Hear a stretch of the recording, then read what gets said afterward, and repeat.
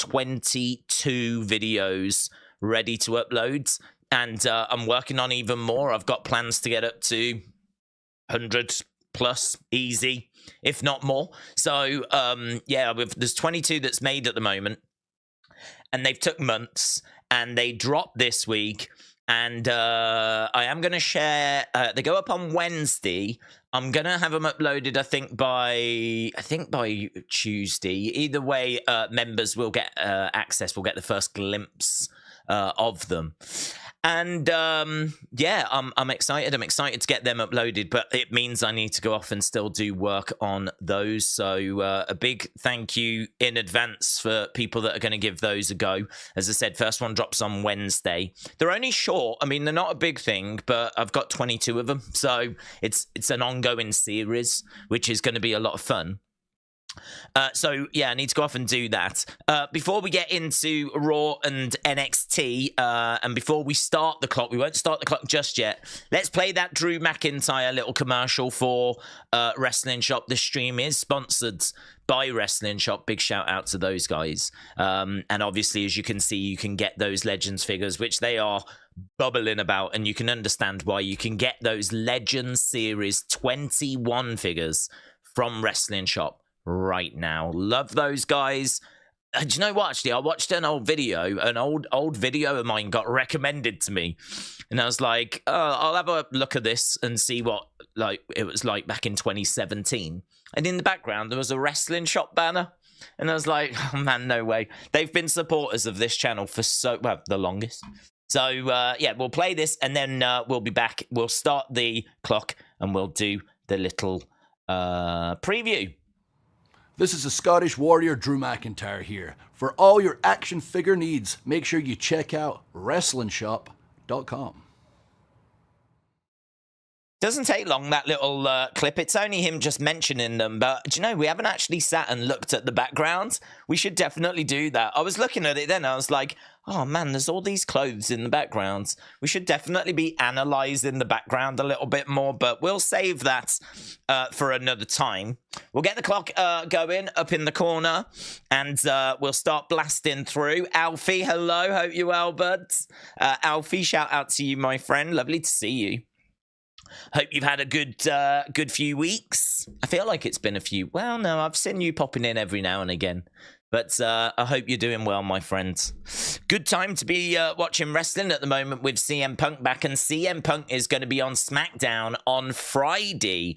That's huge. I mean, that's real huge. So he's going to be on SmackDown on Friday.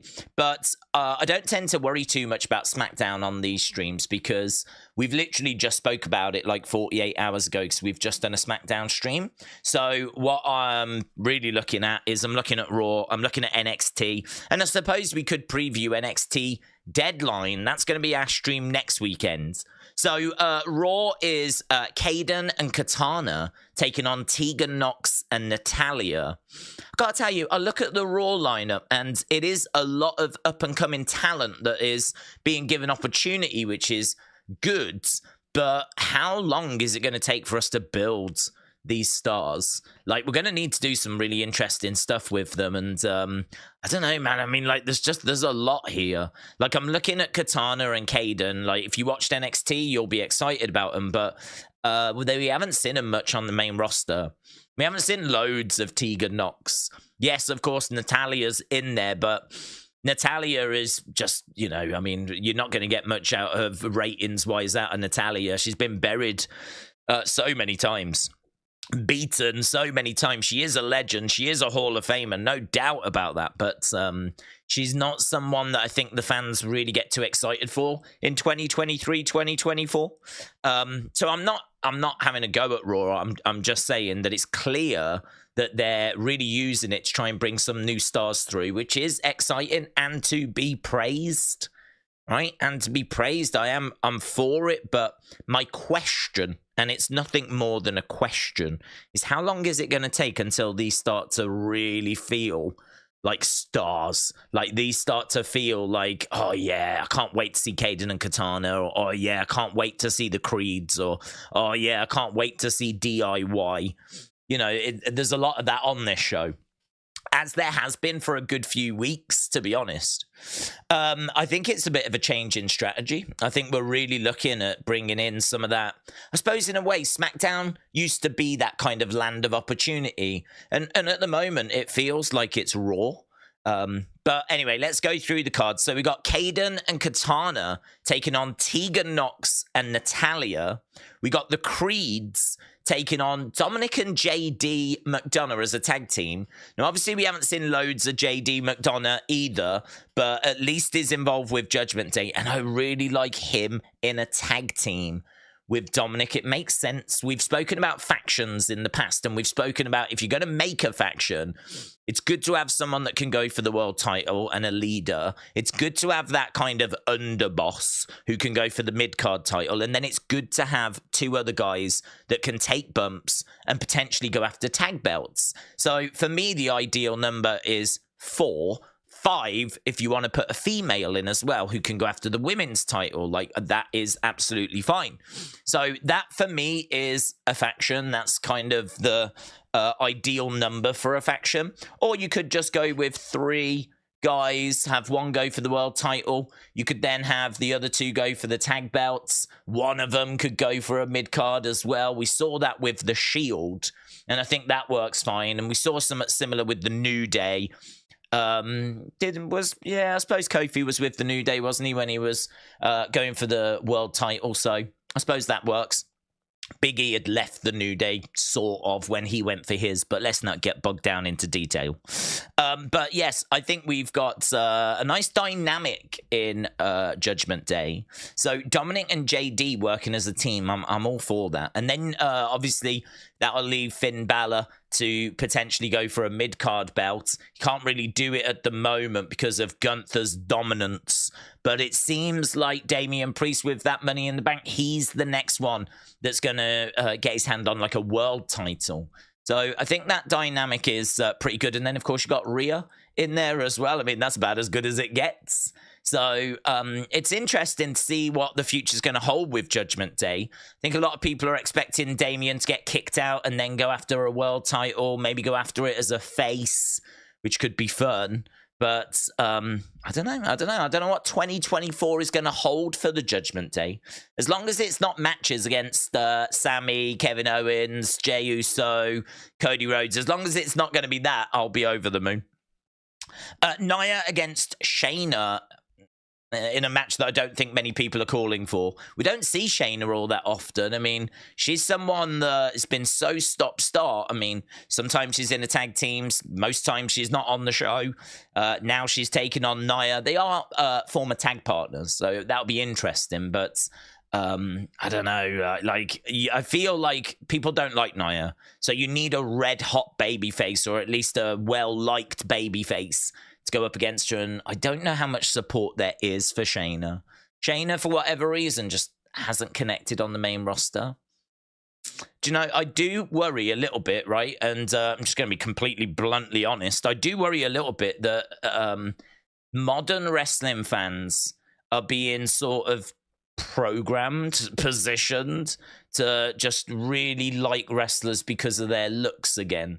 And I'm a bit worried about that, if I'm being honest. I mean, I don't want to come across as, like, right to censor, but I don't know. I mean, like, all you see is people talking about, and, you know, we joke about it as well, but, like, you see a lot of comments about Sky Blue. And I don't know if you saw that promo from Tony. Tony was like, I've got a suggestion for you, Sky Blue. You should start walking backwards, because the only time anyone talks about you is when they're talking about your bottom. That's what she said in a promo. I think it was on Collision. And I think a lot of the hype around Julia Hart is around her looks and around her, well, her presentation as well. It certainly ain't around her wrestling. And I think the same can be said for quite a few. I mean, there's a lot of, you know, Tiffany Stratton doesn't hide much. In fact, none of the modern women hide much, do they? And neither does Drew. Let's not forget his striptease that he provided us on Monday. Off came the kilt. They're all at it. They're all at it. But the point I'm making is, Shayna doesn't go in for that. Shayna is not someone that's got it all out on display. And I do worry that might be part of the reason as to why she's not connected, because that means that there's not people like standing after her and worshipping her for aesthetic reasons. And to be honest, I don't think there's many stan accounts based on wrestling ability. You could say, well, you could just stan her for what she does in the ring. Yeah, that's true, but I don't think that community. It must be very small, because I never see it. I never see that community that's standing after ability. I see a lot of standing over looks, but I don't see much standing over ability. There was a couple of X accounts that I think were really good, actually. There was a couple of X accounts. There was one by what was they called? And one was Chris Hero's Twitter account, X account. He normally puts out some good stuff. And then there was another one that was like just kept sharing clips of wrestling and like broke it down. I think there's a real need for that, I think there's a real need for someone to get like wrestling and really do some good breakdowns. I suppose you are seeing that. And I suppose you're seeing that it can be popular through what Stevie Richards is doing. He's doing those kind of breakdown things. And I think people have seemingly tipped to those, looking at the views that he tends to get. It would suggest that there's an audience for that. But the problem is, I just don't know. I don't know if WWE fans are being a bit programmed to like be distracted by the razzle dazzle, be distracted by how people are looking rather than what they're doing in the ring. Plus, also, it probably hurts. She hasn't got much of a personality. Let's not beat around the bush. That probably hurts as well. And if she does have a personality, can we please find a way of showing it more? So, yeah, Nia Shayna. I don't think it's one that's going to really excite people. But I think the interesting thing is to go, why? Why doesn't it excite people? And for me, it's Shayna. Shayna should be the red hot babyface here. And I think there's a booking issue. I think there's a personality issue. I think there's a lack of momentum issue. But I do worry about the fact that, would it be different if she looked like Jade Cargill? Well, yes, we probably would. And we could talk about Jade later because she was out and about this week. We got Drew against Sammy. So that match, obviously, I had a little bit of build last week. So Drew against Sammy. Cody addresses Shinsuke, which is brilliant. I mean, it's both of these. Drew, Sammy, lovely. I am a bit worried for Sammy. Cody at Shinsuke, I'm loving that feud. Really enjoying that feud. And I can't wait to see that develop. And then we've got Imperium against DIY. 2 out of 3 falls match, apparently. Imperium against DIY, 2 out of 3 falls. So that's what we've got on Raw. And we'll jump into the chat before we go over to NXT. I can see Wrestling with Andy said, we need more Dean Malenko stan accounts. Fact. That's a fact, mate. That's an absolute fact. Yeah, I mean, look, not everyone is doing this, and as we said, we've joked about it before. We were joking about Bayley the other day, so it's not something that's a massive problem. It's just I don't know. Perhaps there is something in not having all the female wrestlers having their asses out, and trying to show off as much cleavage as possible. Like, maybe there would be something in just having a few women doing that rather than the majority of women doing that. But, maybe the same could be true the other way around. I have no idea. Do you know, it only dawned on me well into a relationship when I was with a girl. And she was like, yeah, I don't mind watching wrestling. And I asked her, I can't believe you enjoy watching wrestling. What is it that you like about it? And she's like, well, I mean, all the guys are in trunks. What is there not to like? And that was the very first time it had ever dawned on me that, like, there are women that tune in for not watching the wrestling. It never dawned on me before. I don't know. It just never snuck across my mind. But she was like, what's there not to like? Look at all these guys. They're wearing next to nothing. But as, as someone that is been out with many ladies, been in, well, not many, but a few. I've never looked at the wrestling product in that way. And so that was the very first time I was like, oh, okay, fair play, whatever, you know, don't bother me. Don't bother me. If that's how you get your kicks, kids, you know, as long as we can talk about it after, I'm over the moon. As long as we can talk about the plots after and where we think, do we really think Kevin Owens is injured? As long as we can have these conversations, you watch for whatever you're watching for, kids. Yeah, maybe there's a conversation to be had on all of that. You should see Jay Perry on Collision. She had all the cleavage out, said Bonkers. Well, I mean, look, you know, I suppose part of it is you've got to get attention, and you know, a picture of her wearing whatever she was wearing on social media. I mean, didn't we look at Tiffany Stratton the other day and she was basically in just lingerie? Do you remember that? I swear she was just in she was backstage in what would look just like it was only lingerie. And we were like, oh, Jesus, what's going on here? What's happening? I'm feeling things I've never felt before. I think I'm becoming a man. So, as I said, you know, I didn't expect us to get onto this conversation, but there may be a conversation to be had around that kind of a topic, you know. I mean, don't worry, we're not going to start any campaigns, right? We're not starting any campaigns. We're not going to start a cover-up campaign, right? But I'm just saying that if you are someone that does cover up, maybe doesn't have it all out on show, is it a little bit harder for you to try and get on in the wrestling business? You know, how much do those simps and stands actually, like, you know, help your star power? I would imagine it helps a lot, to be honest. Fiendish FBE203 said, do you think they're feeding Damage Control to Bianca and Charlotte and they are burying them? No, I don't think they're burying them. I think they're changing them, but I don't think they're burying them. I think that Survivor Series went the way I thought it would go. So in the predictions, and it was not the biggest prediction, this isn't, oh, look at me, I'm amazing, because I've took some L's this year, right? So it's certainly not, look at me, I'm amazing. It was pretty straightforward, pretty predictable stuff. But it still went the way we thought it was going to go, and that is that Damage Control would lose and that Bayley would take the pin.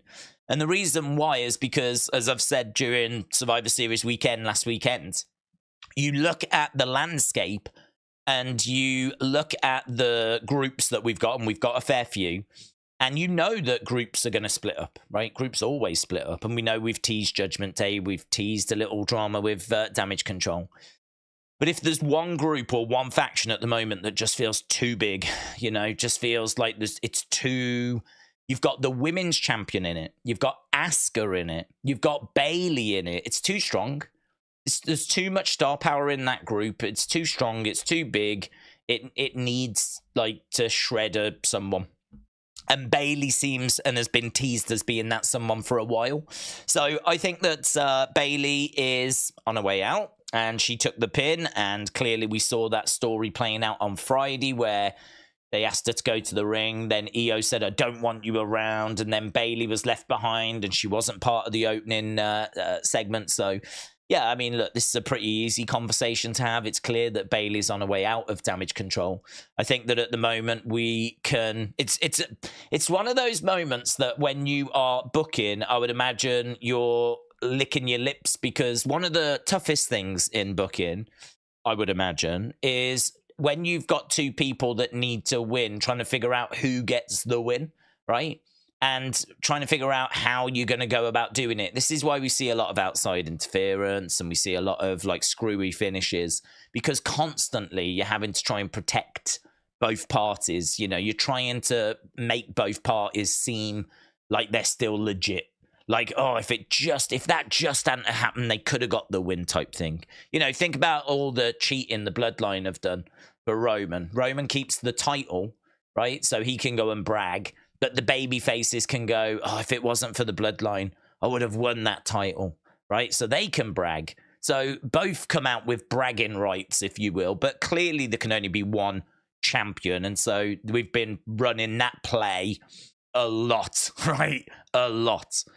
And so I think that right now you can do Charlotte versus Damage Control member. You can do Bianca versus Damage Control member. And if you're in creative, this is a great time because you can put Charlotte over and you can put Bianca over and you can put over Shotzi, right? And Damage Control can lose.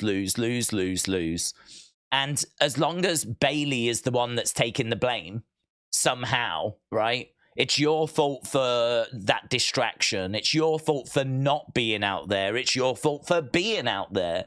It's your fault for being slow getting the chair. It's your fault for accidentally hitting Kyrie or whatever it might be. It's your fault. It's your fault. It's your fault. As long as the blame is being constantly put onto Bayley, then, you know, if you work in creative, you've got the perfect reason now. The reasoning as to why you would put over the baby faces. So I don't look at it as Damage Control being buried. I don't look at it that way. I don't look at it as them taking L. Oh my God, they're burying Damage Control. I actually look at it more from the story point of view of, if I was in creative, why would I be doing that? That's why I would be doing it. Because my end goal is to get Bayley out. And so right now I can be giving wins to Shotzi and Bianca and Charlotte, and good wins as well. And I can still protect Damage Control because the person that's taking the L's, L, is Bayley. Bayley's the one that's going to be taking the L's to the point where Damage Control aren't going to suffer it anymore and they'll end up kicking her out. And then Damage Control will obviously be back to winning ways. You know, they'll be feeling good about themselves. They'll, you know, maybe Dakota will have a bit of doubt in there, but if the other girls are winning, they could say to Dakota, because Dakota seems to still have some feelings for Bayley there. You know, that's something to keep an eye on.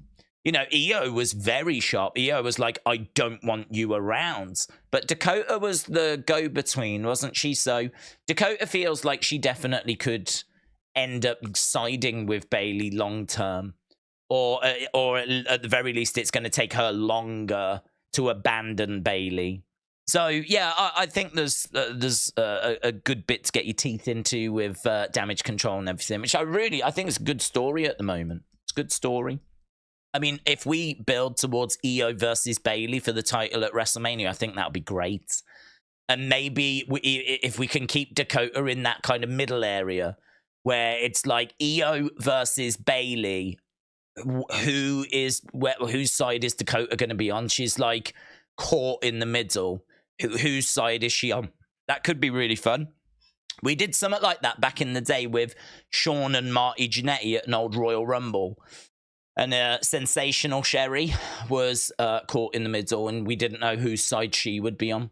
She was going to be at ringside, but we didn't know if she'd be with Marty Jannetty or if she'd be with Shawn Michaels. And she came down and made a choice. I won't spoil it. But she came down and made a choice, and it was good, and it added to the story, and we could probably do something similar with Dakota Kai. Fiendish FBE 203 said, I know this will not happen, but do you think there's any way they could bring back the Uncle Howdy character and make it work? Well, yeah, I mean, the reports are that it's not going to happen. Could they bring him back and make it work? Yes.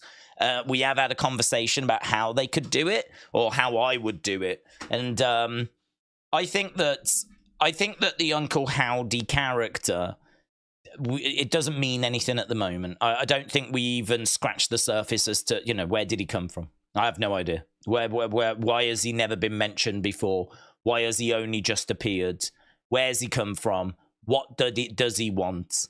We never really established if he was following Bray, walking alongside Bray, or leading Bray, because he was very outspoken when Bray first returns. He had to remind Bray who he was and to revel in who he was. So in that regard, he clearly doesn't mind speaking out. So clearly he's not a timid follower, because he was, you know, telling, like, you know, interrupting Bray and trying to remind Bray who he was and everything. And then when Bray remembered who he was, they were very much working together like brothers, right? So it's hard to know if he followed him. I don't feel like he led Bray. I feel like he either followed him or stood by Bray, right? But what I would like is I would like to establish who the Flippy is, where the Flippy came from, and I think all of that needs cleaning up. So I would clean it up very quickly, right? And I would bring Bo back. So I would announce that Bo Dallas is going to be on the show next week, right? Bo Dallas is going to be on the show, and he's got a few things he wants to say to the WWE Universe, which would be, oh my, could you imagine that? Bo is going to be on Raw next week, and there's a few things he wants to say to the WWE Universe. Can you imagine that? I mean, I think if Bo came out and said, like, you know, I just want to thank you for all the support you gave my brother. And it's been very difficult for me, and it's been very difficult for the family, and I'm sorry it's took so long to talk to you. But I just wanted to let you know that at times he wasn't well, but I always stood by him, and I think it's only fair that you know that I am Uncle Howdy. I tried to keep my identity a bit of a secret, but I wanted to be with him, and that was a way for me to get closer to him, and to kind of get closer into his world. And so it's only fair that you know that that person was me. And, you know, there's some unfinished business for me here. There's a few things that needs to be achieved. And the one thing Bray wanted was he wanted to win the World Championship, win the Universal Championship, you know, and actually main event WrestleMania or whatever it might be, right? Whatever it is that Bray wanted to do, have Bo tell us what it was, and then have Bo say, and that's why I'm going to make it my mission now to try and achieve that dream for him. And so he can then set about doing that. And if he's got to restart the Funhouse, right? And obviously there'd be a picture of Bray in the background and everything. I mean, this isn't him taking Bray's gimmick. This is him trying to keep that flame alive.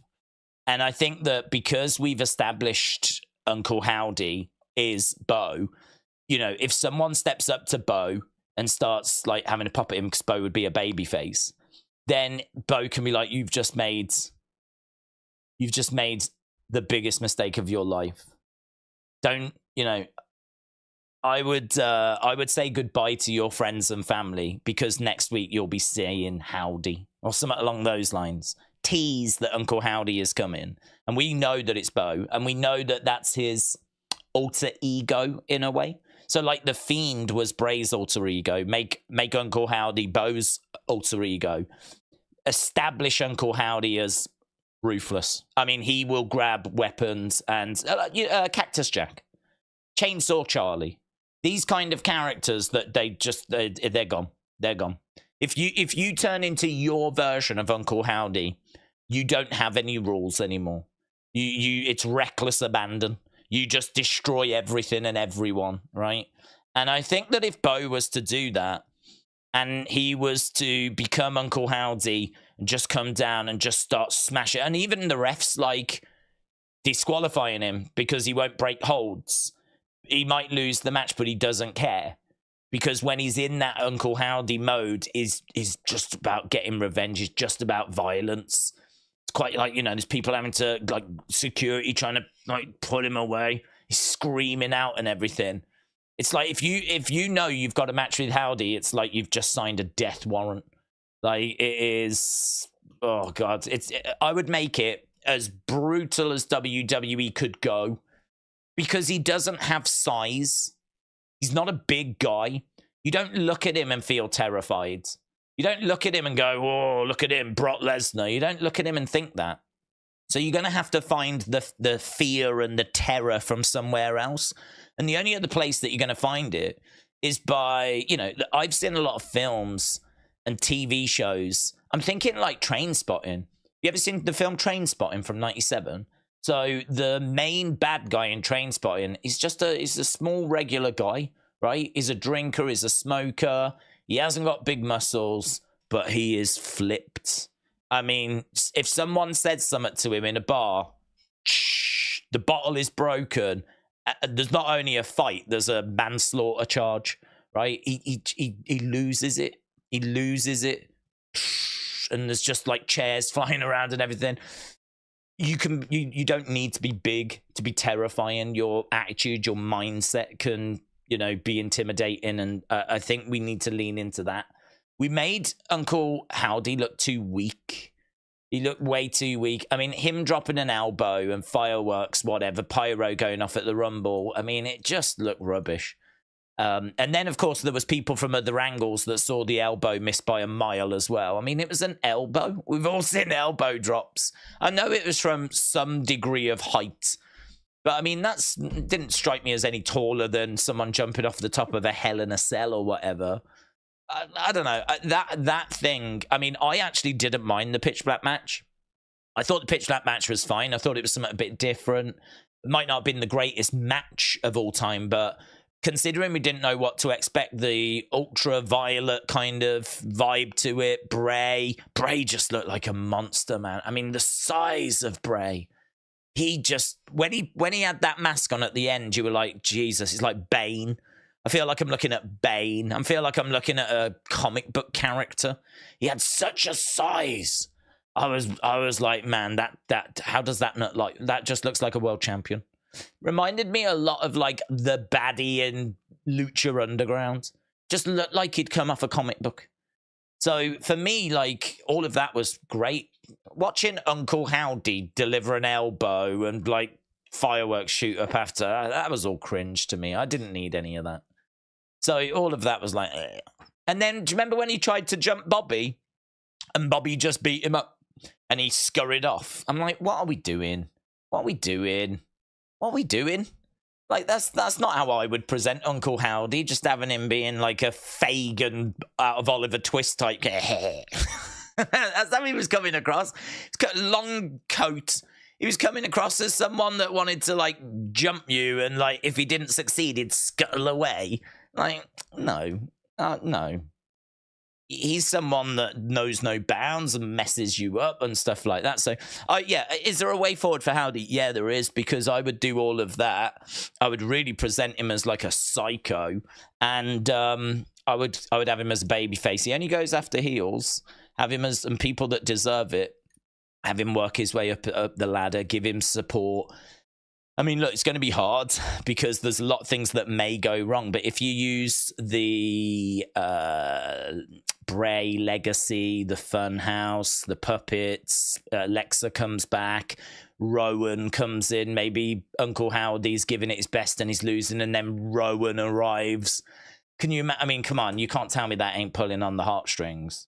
You can't tell me you can't picture that, where Howdy's in the ring and all of a sudden Rowan's coming walking down, or Braun as well, and then you can, like, maybe they're just that missing piece. Maybe they're just that little bit that can push him that little bit further, get him to where he is, and then he could get to a world title or something like this and bring it back to the Funhouse and present it to the Bray picture or whatever, just something symbolic, like, this is, I did it. You did it. We did it. Kind of a thing, Where it would go after that, I don't know. At that point, you turn into like the APA where people come to you for help. At that point, maybe it's a case of like someone's being bullied. They need some protection. I know a psycho. I know someone that can help. Let's get Howdy. Maybe it morphs into that, but I think you've got a good story there for a good period of time where they're trying to, and there's little get to this goal. So yeah, I think it could be. I think it could be done. But equally, it could be awful because, as I said, if I'm going to be brutally honest, and we always are, I think that the Uncle Howdy character was not good. I don't think it was a good character. I think White Rabbit was amazing. I think we then got all these mysteries. I think we changed the masks, and I don't know why. I mean, when Bray came back at Extreme Rules, he was wearing a mask, and we never found out why he was wearing that mask. And then we never found out why Howdy had a different mask. And Howdy had a full face mask. And then when we saw him, the mouth was cut out. So he changed the mask. So it's like there was all these little changes and there was all these things that were happening, but they were never really explained. And the general story, if you look at what the story was, Bray came back forgetting who he was. Uncle Howdy interrupted, trying to remind him, didn't work. Uncle Howdy then came out to the ring, hit Bray with one Sister Abigail, and that was enough for Bray to remember. Bray now remembers who he is. And then they started working together, which we saw at the Rumble. We saw when Howdy attacked Bobby. And then sadly, we were on the road to WrestleMania, and we know that Bray then fell ill. So this is my point. Like, that as a story sucks, to be honest. It's not a great story. That's not a great story. I don't think it's clever. I don't think it's interesting. I don't think there's much to it. I mean, it took one Sister Abigail to remind Bray of who he was. And that whole Bray not remembering who he was, what was the point? What was the point? What was the point in him not remembering who he was? I mean, it's hard to say because we never got the full story. I mean, we don't know where it was leading. We don't know if there was going to be some twists and callbacks. So I can only judge on what we were given. But what we were given, I don't think was very good in that second run. I think I like the Pitch Black match. I like the fact we tried to do something different. I like the fact that we were starting to bring back the Funhouse. I think The Fiend would have come back as well. I know he said The Fiend won't ever come back, and sadly he was proven correct, but I think The Fiend would have come back. Because in that interview as well, which it might have just been a coincidence, he said he never watches his matches back. He says, I never watch my matches back. And then I think it was on that week's SmackDown, the only thing we see is him backstage watching his matches. So it's just a great way of basically saying I'm in character and don't believe what I'm saying. So in that same interview, he said, yeah, no more Fiend. So it's hard to know if that was true or not, We could have a long conversation on this. Obviously, he's gone, unfortunately, and very much missed. But I think I would actually like to see some closure on that. I think leaving it where it is, there is an argument, leave it. It was Bray's. No one can do it as good as him. I get that argument. But if it's Bo that's going to finish this off and put a bow on it and finish off the story, I think that would be... He might not know the story, but I think it deserves to be explained and wrapped up, and it deserves a conclusion. I think, anyway. You could say there's something poetic in it just being left, but it just feels unfinished. It just feels stuck in time. It just feels, I don't know. I would like to see it. I'd like to see it. If if there was like a whole debate as to, Bo's coming back, he wants to continue what Bray was doing, is it right, is it wrong? I'd be firmly in the it's right camp because it just feels unfinished. Tipsin Jack Twipsin. I like that name. Twipsin Jack. Shout out to you, my friend. Appreciate the support. Defcon Prime said, did you ever see Trainspotting 2?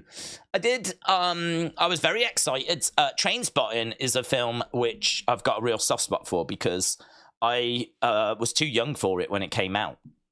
And I went round my cousins and I hadn't even heard of it. But I went round my cousins and my cousin was like, I've got Trainspotting. Do you want to watch it?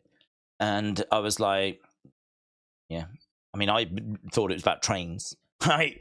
And it was like, do you want to watch it? I was like, yeah. I mean, it was my cousin. He was the one that got me into wrestling. If he wants to watch something, I'm going to watch it.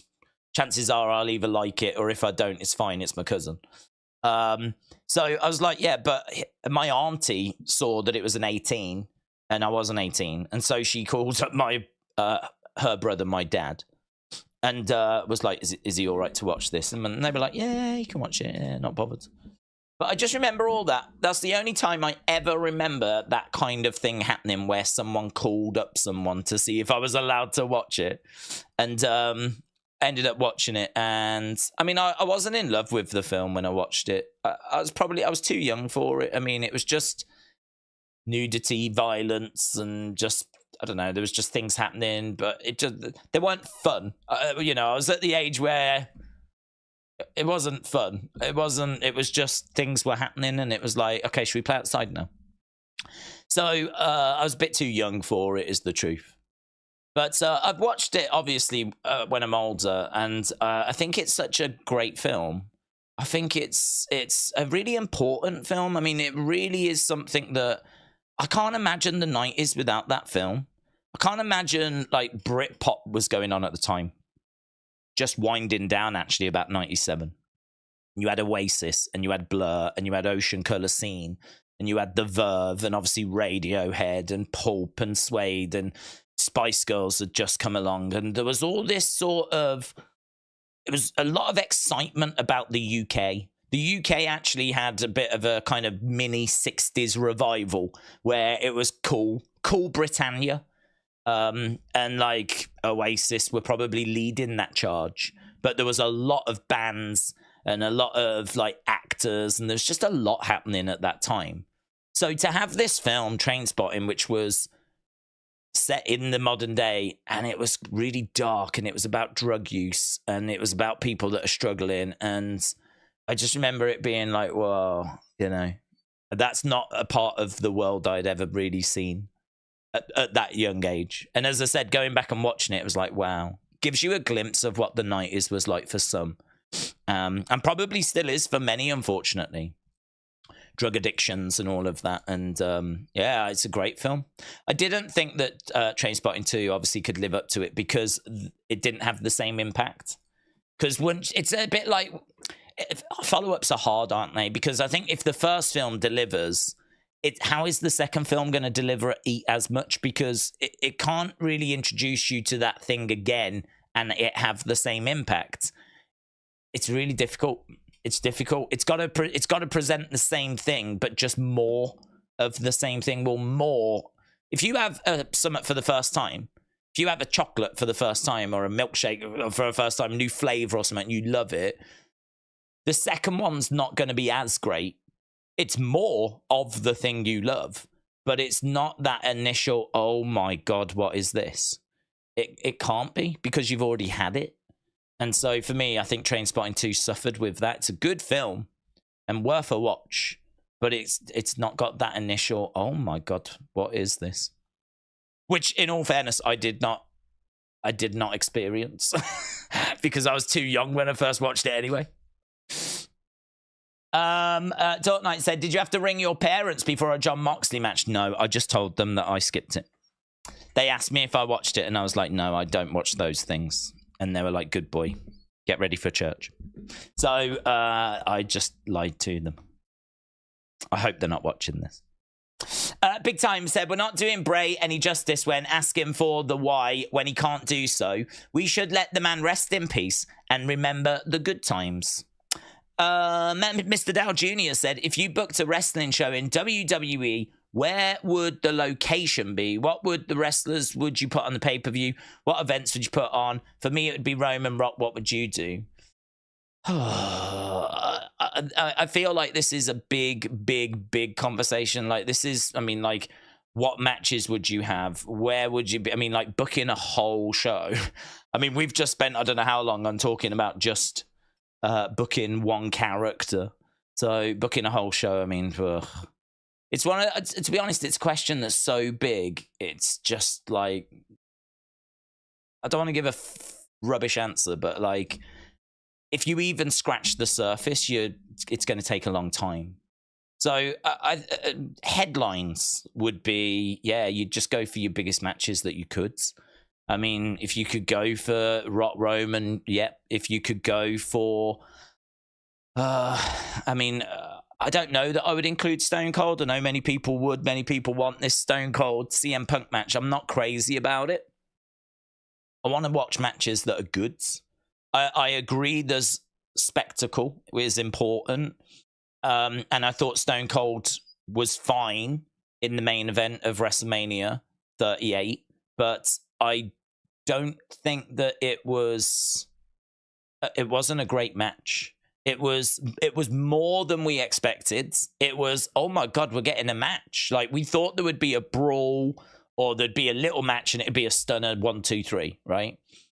I remember saying at the time, anything more than stunner 1, 2, 3, I'll take that.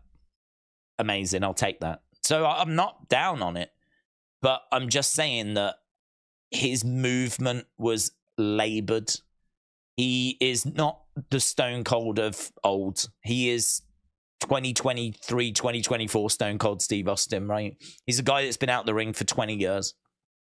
He's a guy that even when he was in the ring, he had trouble with his mobility because of what happened to him. You know, he's getting a good match out of him is difficult. And I think there was a lot of bells and whistles involved at WrestleMania. We did it. We did it. We did it. So it's been done. I don't know that I'm campaigning for it to be done again. I can just give you a list of so many more people I'd like to see CM Punk face, you know? So, yeah, I would do, like, Rock Roman. I would do Sammy going for a world title. I would do maybe Sammy Gunther, which could be really cool if Gunther was champion at that time as well. Rock Roman, I think, makes sense as a main event. I think that where would I do it? I don't know. I mean, like, Madison Square Garden is the spiritual home, but I mean, the venue I love the most is the Manhattan Center, which is where the first Raw was held. And actually, we went there a lot in '93. And I've said before, I love that space because it's such a small space, but it's got such personality. It's like a theater stage. So you've got like chairs, like just on a stage, and it's not an arena, it's a theater. And you sort of come in through the side door if you're a wrestler. The ring is where the majority of the seats would be on the ground. And we actually use the stage to put some seat in. And then you've got like the balcony, and then you've got like the seats around. It's a theater. So it's so unique. I mean, when do you ever see like that? I'm sure indie shows will do some of that ilk, but when do you ever see WWE running shows in a theater? And not even a big theater. We're not even talking about like, you know, thousands and thousands of seats. This isn't even that big of a theater. It's amazing. So the fact we did the majority of the first Raws there in '93, it had such personality, and it was in the heart of New York, and it's a place that I really want to go to before I die. You know, we know, none of us know how long we've got left. I mean, I'm hoping I've got like many years, but I would love to go to New York and go to the Manhattan Center and just walk in and just think, wow, that's where the ring was. That's where the wrestlers came out. Like, that's where the Ico Pro banner was. You know, that would just be cool. That would be really cool. I don't think I would hold this event we're talking about there. I think maybe I'd just do it in Madison Square Garden, because it is just the most special place. Although I did hear Bruce Pritchard the other day saying if he could hold a WrestleMania anywhere in the world, he said he would go to Italy. And apparently the Roman Colosseum, there is a smaller, more modern version of that replica, which is like scaled down, and they use it for concerts. And he would do a WrestleMania there in this replica Roman Colosseum, which I thought was a really good answer, actually. I thought it was a really good answer. So you could absolutely hold it in somewhere beautiful and picturesque like that, which decorated and everything would just be a visual treat. But, I mean, you'll never replicate the history of Madison Square Garden. Madison Square Garden's Madison Square Garden, isn't it? So, yeah, I think it'd just be boring. I think it'd be Madison Square Garden. I just think it'd be all these dream matches that people want. But I'd love to see Sammy get an opportunity. I think Rock Roman's probably the biggest match you can make. I mean, Rock Roman's definitely bigger than Roman CM Punk. The Rock is the biggest star in the world. So I don't think you can really get much bigger than that. And Roman is the biggest thing in wrestling at the moment. So, you know, Roman's the guy right now against the biggest guy in the world. There's not bigger. There's not bigger. I mean, maybe there's not. I mean, maybe Stone Cold against Rock one more time might be bigger, but it wouldn't be better. It wouldn't be better because Stone Cold, as we said, is very limited with his mobility. So, Big Time said, thoughts on the booking of Saraya? She lost to Emi Sakura on Rampage. I think that her booking's difficult because she is very limited. She is someone that can't really do a great deal because of the fact that she is injured. You know, she's got that like neck injury, which I think means she has to be very careful. If she didn't have to be careful, then I would think she would work a full-time schedule. But she isn't working a full-time schedule. She just does. I mean, I don't even know how many matches she's had this year, but it's only going to be a handful. I mean, she did Wembley. I don't know if she defended the title before she lost it. And honestly, this might be the first match that she's had since then. So, you know, like once a month, maybe she's had 12 matches this year, maybe not even that. So I think that she is being purposefully kept to a limited schedule. I think that she is maybe an attraction, but I don't think she falls into that bracket. I think it's hard, to be honest. I think it's difficult. I mean, you can't really do a great deal with such a limited schedule if you're not going to position her as just the final boss. You know, it works for Roman because he's the champ. It works for Brock because there ain't no one bigger, scarier than Brock. They are both seen in their own way as final bosses. And that's why we had so many matches between them. It was the two final bosses going against each other. Brock and Roman battling away like countless WrestleManias again and again and again. There's a reason why. Because they're, you know, the two final bosses, as we said. Well, she is not positioned anywhere near that. Nowhere near that. Nowhere near the final boss. We could have really built her up to be, you know, the greatest women's wrestler in the world right now. We could have kept talking about that. We could have had all the women talking about how much they respect her, how they've been watching her train, how, like, deadly she is. Like, she can do some stuff which I've never seen. And, like, really builds her up. Have the wrestlers build her up. Really position her as the final boss. And then when she has a match, there will be a lot more excitement around when she's going to compete. Because that's how you build people up. Like, if she can, but the problem is she'll come out and she'll cut a promo, and her promos are not blowing people away. So even her promos aren't like incredible. I don't know that her promos have ever been incredible. Her promos are okay, acceptable, but I don't know that like she can really spit fire. You know, she ain't MJF. You know, she's not someone that could come out and read a phone book and just captivate the audience, which MJF could. So I think it's very difficult if she's not going to be there all the time, and you can't really build her up, and you can't really tell some stories and whatever. She's just going to come in once in a while. Well, then you need to have her as a final boss like Roman and Brock. And if you can't do that, then you're just like, what the flip do I do? What do I do with her? What do I do? I could see that being a real challenge.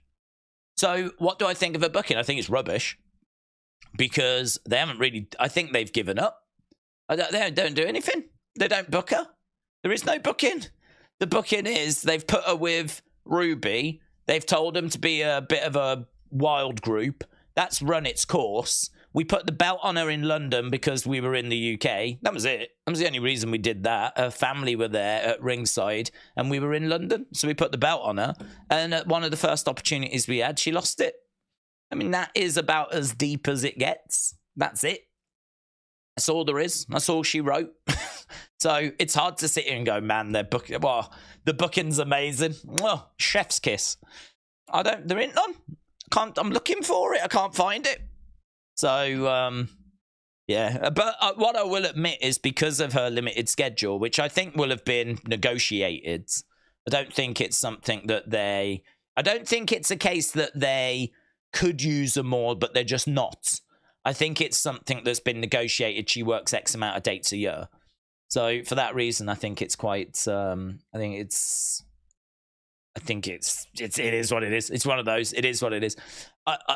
It might sound bad, but again, if you put yourself in the mindset of creative, I would imagine that there are so many superstars and so many things that you've got to focus on.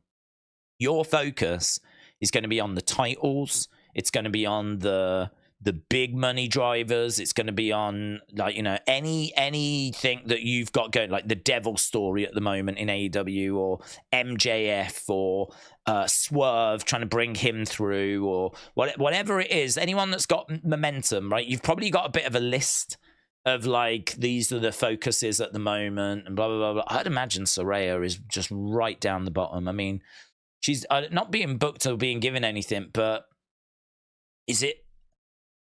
how much of it is a problem, right? Because you can say, well, she's costing a lot of money. True, but it ain't our money, right? It ain't our money.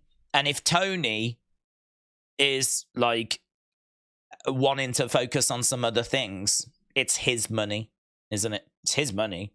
So if he is all right with us not maximizing our return on Saraya, because I'd imagine she costs a bit, right, to get her. If he's all right with her just not being prioritized, then that's his call, isn't it? That's his call. That's up to him. That's, you know, that's not really our problem. So I don't think she's being booked well at all. I don't think she's really being booked. I mean, there's really not much there other than putting the belt on her because we were in London. But what I will say is trying to change that, trying to provide, like, an alternative of, okay, well, clever clogs, what do you do? The first thing I'd say is difficult. Panic is what I would do, because that's a tricky one because of her limited dates. But it doesn't mean you wouldn't try. You know, you'd come up with some ideas. Of course you would. Fiendish FBE, we got 5 minutes. Fiendish FBE 203 says, when you said that the Fiend would have come back if Bray was still alive today, I feel like Bray would play the new masked character, which I believe was Uncle Harper and was similar to the Fiend's. We just don't know, do we? We just don't know. I mean, the reason why I think the Fiend would have come back is because the fans wanted the Fiend back. And I think the Fiend was something that the fans loved. You know, the Funhouse came back. And so Bray was going through that period of not knowing who he was. And I think the interview was done at that time. So, you know, Bray saying, like, no, all of that's behind me, blah, blah, blah, blah, blah. I don't think that interview was done after he was reminded who he was. And so I feel like we had the Funhouse back, and it just felt like there was some little things that were on the way, and I could just see that it was coming. I mean, yes, whatever that mask represented at the Rumble, which I loved, was a slightly different mask than what we'd seen before. Whatever that represented, be it Uncle Harper or a different character altogether, I think that, you know, could have been another persona that he brought in. And, you know, that could have been another side for him. So, you know, he was juggling a lot of different personas, but the fans still wanted the Fiend. And it would just be hard to see the Fiend never returning. I couldn't buy that. I couldn't believe that. Not when we're bringing back the Funhouse and we're, like, you know, I think there would have been pressure on him to have brought it back as well, to be honest, because I think that this run wasn't quite landing as well as they had hoped, and I think that if it continued that way as well, so even if he didn't want to bring him back, I think had it have continued down this road, I think there would have been pressure on him to have brought the Fiend back by Triple H and creative. Because I think that's something the fans really wanted. You know, even if it was just a case that it was once at a WrestleMania, you know, I'll see you at WrestleMania, or he'll see you at WrestleMania and boom, you know, people are like, oh my God. It's like Balor, you know, Balor doesn't really use the demon too much, but we've still seen the demon. In fact, wasn't he at WrestleMania against Edge? Which I've only just remembered. So, like, there's a good comparison. So, yeah, I agree.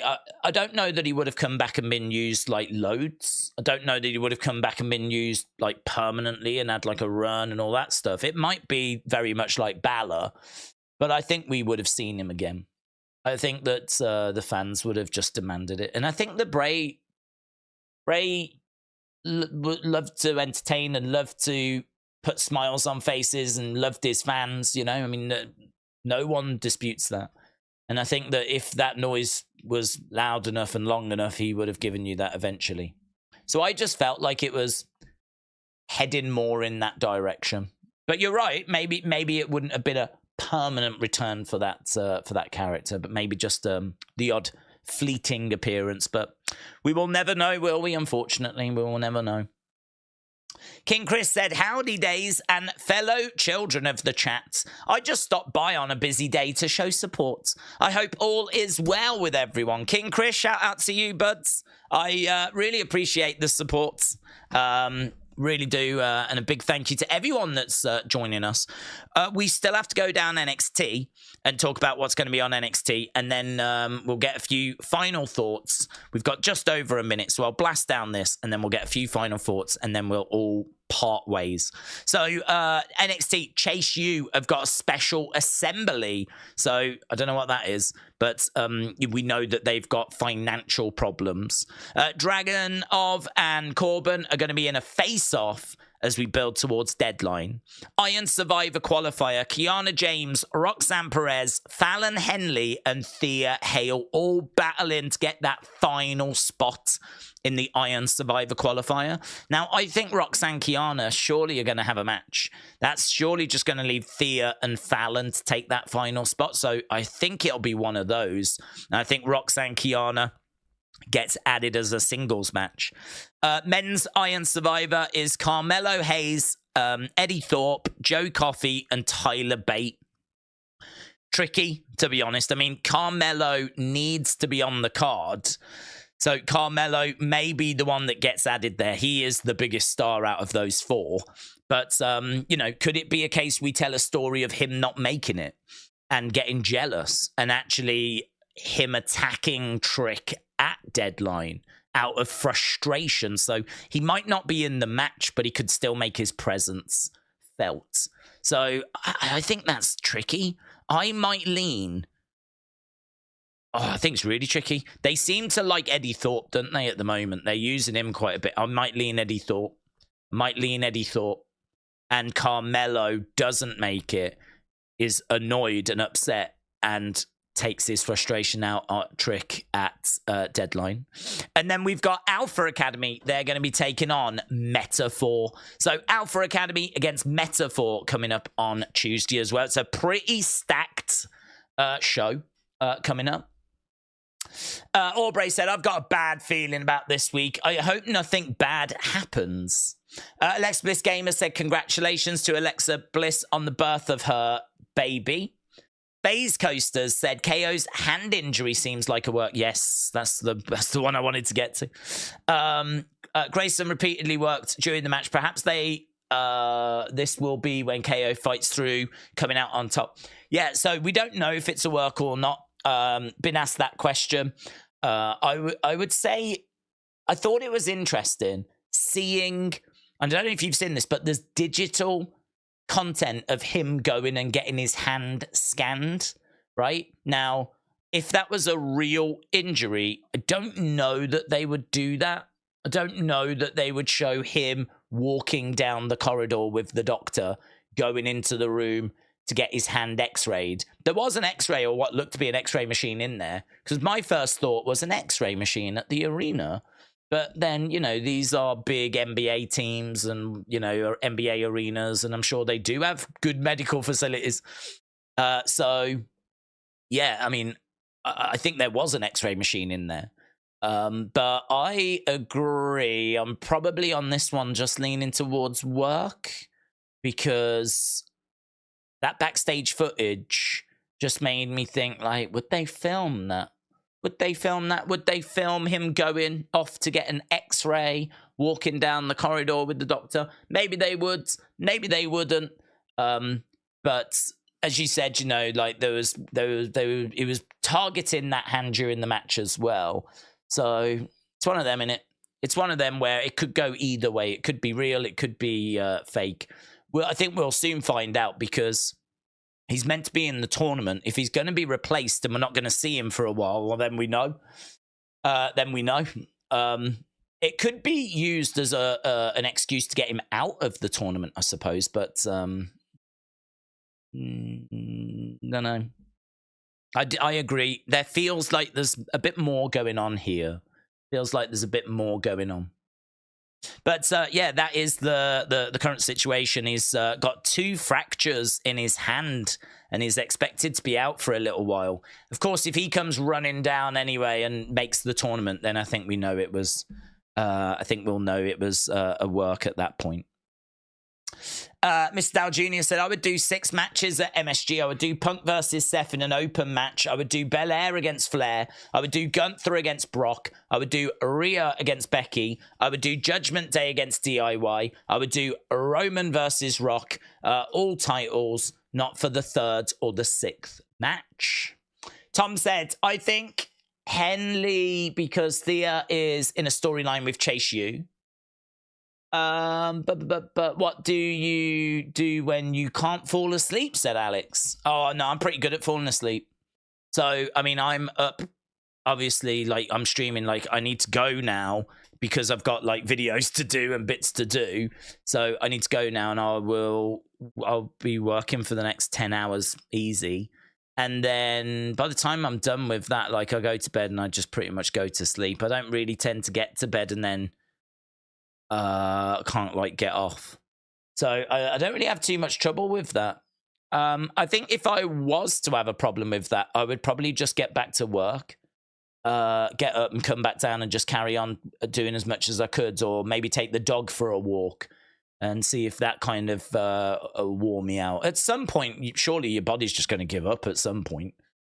Once, like, all the energy's gone and you've got nothing else to give, like, surely you're just gonna go. So that might suggest that I need to just, maybe I've just been sat here too long and I need to, like, you know, go and drain whatever little energy is left over. I mean, to be honest, the only time when I have struggled, but I've known why, is when, like, I've had a coffee and I've had it too close to bedtime. I've done that a few times. So I'll have a coffee normally at, like, you know, around this time. But then if I'm having a coffee at, like, I don't know, 10 in the morning, I tend to go to bed at, say, 12, you know, then I've given myself a boost. So at that point, I know what I've done. I've fueled myself, haven't I, with caffeine? So silly move. So yeah, in that regard, there's been a few times where I'm like, well, I'm probably not going to sleep for another hour or whatever, so I just end up going back to work. Who is your favorite to win the Women's Royal Rumble? Is it Becky or Bayley? I think both of them are pretty good. I mean, Rhea, Becky feels pretty good. Bayley, Io feels pretty good, so could go either way on that. I suppose could go either way. It doesn't really matter.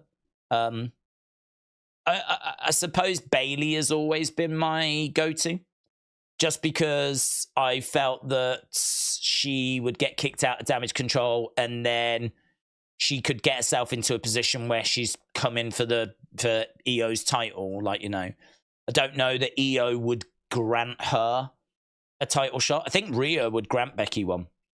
I don't think Rhea's scared of anyone. Io, I don't know that she would give Bayley one. So I think both could win. And again, if you're just looking for anything that could give you a little, oh, could it be this way? Could it be that way? I think the fact that Io is going to actively not like Bayley, maybe even not respect Bayley. Who knows? Who knows how damaged that relationship's going to become, and kick her out. Bayley might have to go and earn that title opportunity, rather than Io give her the title opportunity. Whereas I think Rhea, it might not like Becky, but I bet she's got a healthy respect for Becky. I could see it being a case where Becky could win Elimination Chamber, or it could be a case that Rhea says she's beaten everyone and then outsteps Becky and boom, you know, we head towards that match.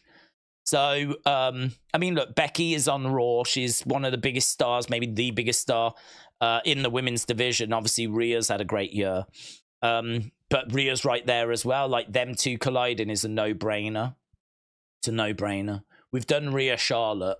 So, like, Becky and Rhea is a no-brainer. Bayley and Io feels pretty good. So, I'd definitely be looking at that. I know there's people campaigning for, like, Liv Morgan. But to be honest, I really don't see how she fits into the title picture at the moment. I mean, I wouldn't do her Rhea instead of Becky Rhea. But maybe Liv could be the one that gets Money in the Bank again, or maybe she could be the one that faces Rhea.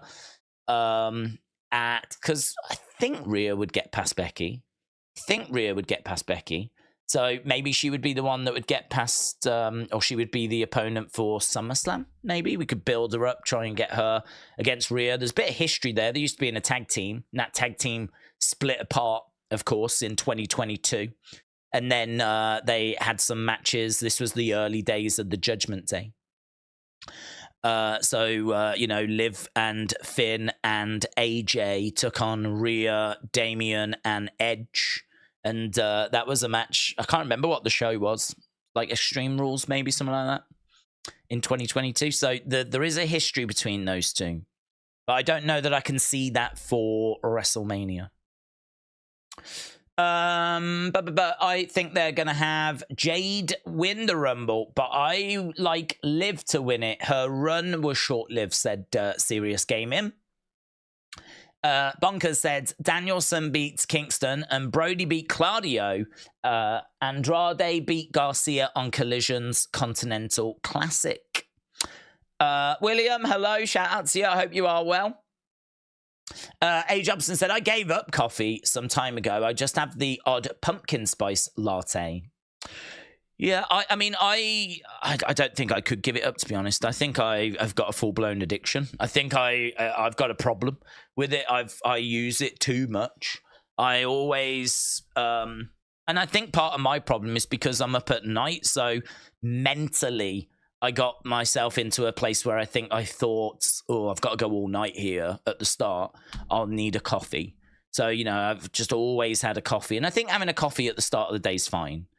But, you know, like during streams, I suppose not so much, certainly not these streams, but if we're doing like a good 6, 7, 8, 9 hour stream, then I will turn to those like little caffeine pill things that I've got. They're just caffeine. They're just like Pro Plus things. They're just like, I think in a coffee, there's about, I don't know, 100, maybe 200 milligrams of caffeine. I think each one of these has just got 50 milligrams of caffeine in, and that's all they are. But, they do just give you that little pick-me-up. But that's probably a really bad thing to be doing. That's probably a really bad thing to be relying on. This is the kind of video clip that will be played back once I'm dead.